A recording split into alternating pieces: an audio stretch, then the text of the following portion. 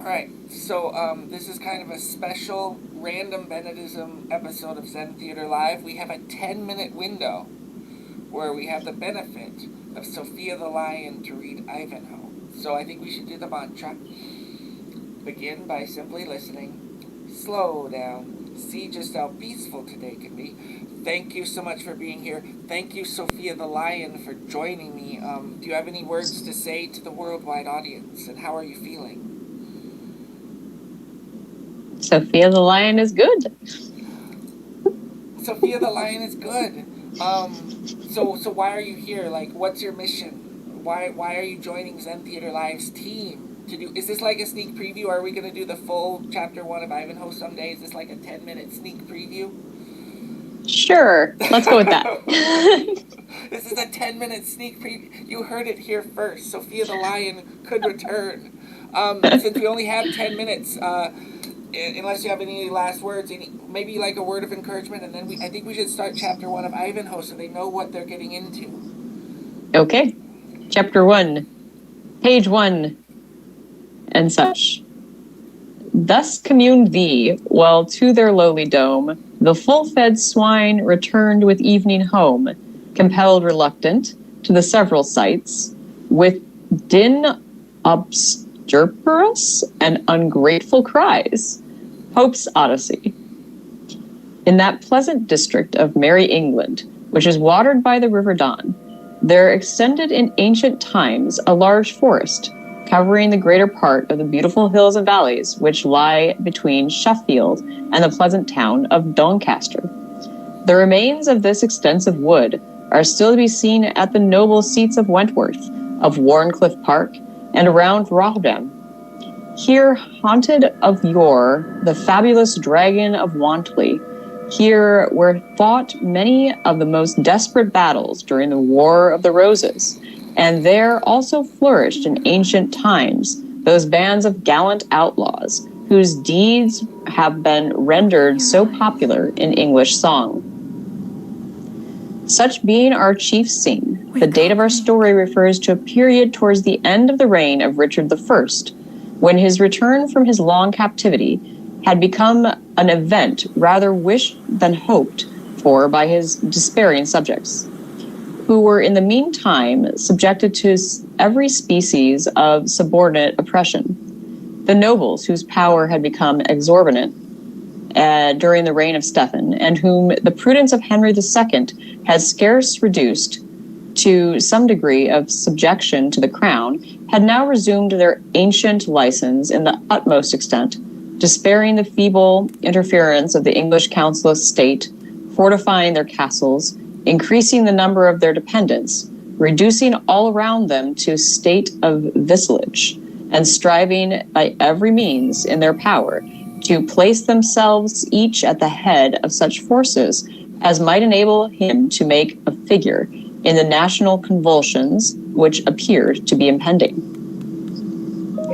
The situation of inferior gentry, or franklins, as they were called, who, by the law and spirit of the English Constitution, were entitled to hold themselves independent of feudal tyranny, became now unusually precarious. If, as was most generally the case, they placed themselves under the protection of any of the petty kings in their vicinity, accepted of feudal offices in his household, or bound themselves by mutual treaties of alliance and protection to support him in his enterprises, they might indeed purchase temporary repose, but it must be with the sacrifice of that independence which was so dear to every English bosom, and at certain hazard of being involved as a party in whatever rash expedition the ambition of the protector might lead him to undertake. On the other hand, such and so multiplied were the means of vexation and oppression possessed by the great barons, that they never wanted the pretext, and seldom the will, to harass and pursue, even on the very edge of destruction, any of their less powerful neighbors,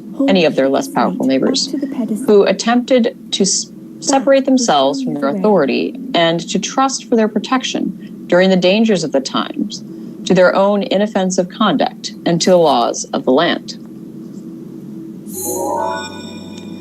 A circumstance which greatly tended to enhance the tyranny of the nobility and the suffering of the inferior classes arose from the consequence of the conquest by Duke William of Normandy.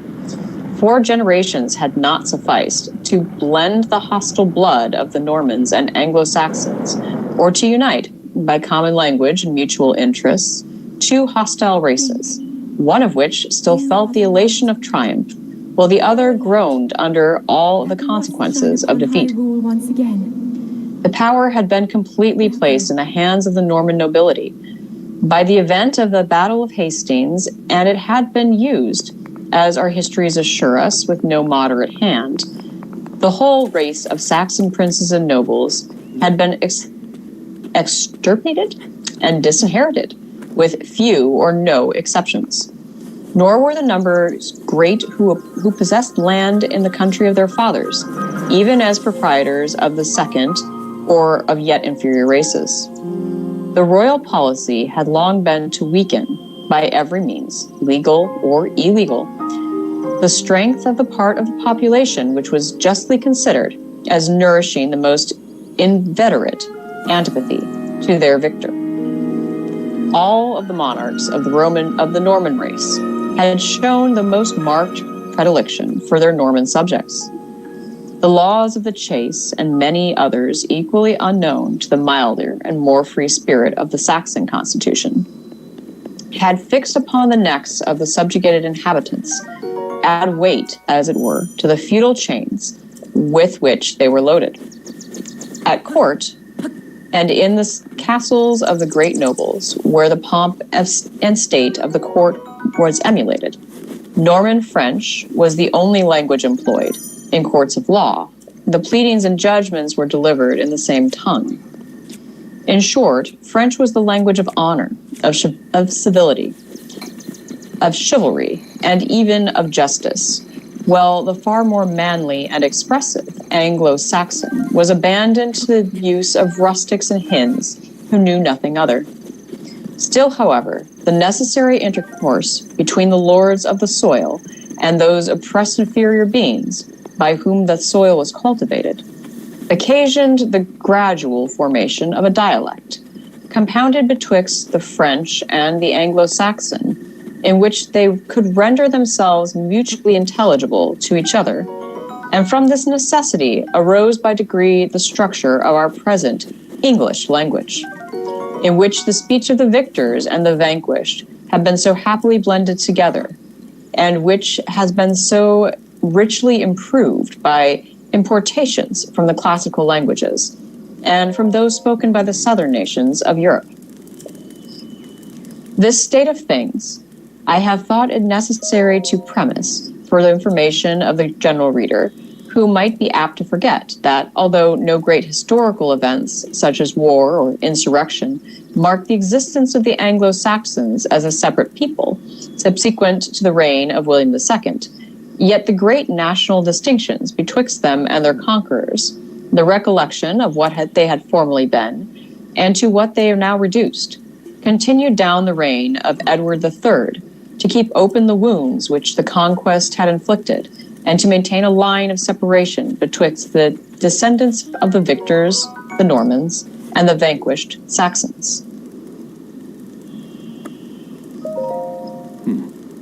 That was 10 minutes. That was our 10-minute preview of Ivanhoe. That's very exciting. We'll have to invite you back very soon. In the meantime, Mom, thank you so much. Thank you so much. You were great, Sophia the Lion. You're amazing, Sophia the Lion. You're my favorite lion in the history of lions, Sophia the Lion. Why, thank you, Bennett. You're welcome. I'll see you again soon. Bye.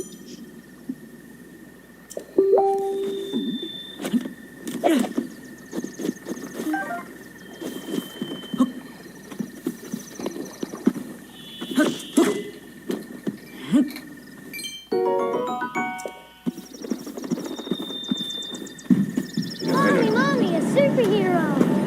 Wow, Stevie, you want to say hi? Come on, kid. You any tourists? Hey, look, that one's you. No, it's Katniss Everdeen. Let's go. Your problem is branding. No, my problem is you. You in this ninja suit, and that people are trying to kill you because of this ninja suit. The whole thing's a problem that I'm going to solve today so I can go home to my family. No, it's branding. Well, that was a fun one. Link. Little just random. Head for the point marked on the map.